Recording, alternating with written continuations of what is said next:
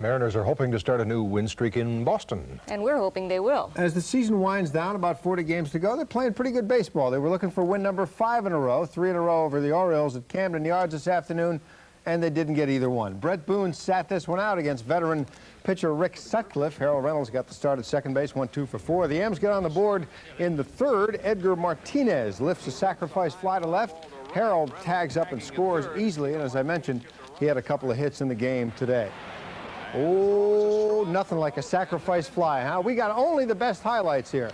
Brady Anderson had tripled later in the game when Mike Devereaux sent a fly ball to left, bottom of the 10th inning, and here you go, another sac fly. This one wins it for the O's as they beat the M's tonight by the score of 2-1 in Baltimore. The M's move on to Boston. Here are the scores in the American League. Baltimore wins it 2-1. Milwaukee big over the Blue Jays 16-3. Texas got by the White Sox 6-1. Oakland beat the Yanks. More on that in the second. California shut out Boston. Cleveland 2, Minnesota 1 in 10 innings. And that was it. And take a look at this. Jose Canseco with a grand slam home run over the 399-foot mark at Yankee Stadium. That made it a 6-5 game. Yanks still in the lead, but not for long. Carney Lansford with a 3-run dinger, 8-6. The Oakland A's beat the Yanks by the final of 8-6. In the background, the voice of veteran announcer Phil Rizzuto. Pittsburgh wins 7-1. Chicago 6-5 over San Francisco. Montreal beat Atlanta tonight.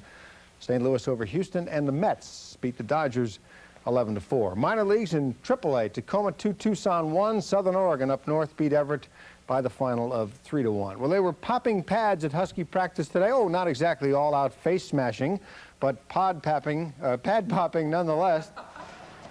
Not everybody pops. The quarterbacks don't pop. They don't get hit at this time of the year, but they do wear pads. The linemen, they hit all the time, in practice, out of practice, in their cars, at the dorm, any place.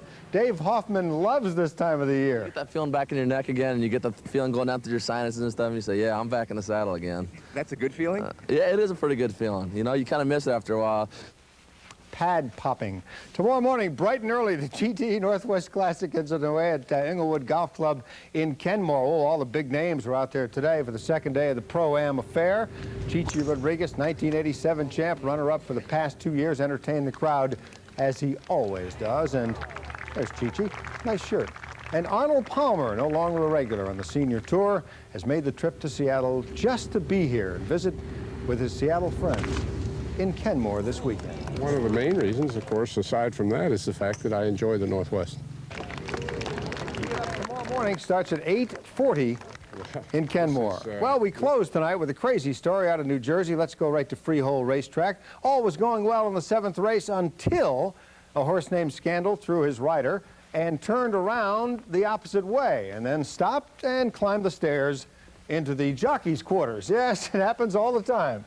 Horse on the loose climbs the steps into the jockey's quarters. By the way, later on, he visited the press box and complained about the free media meal.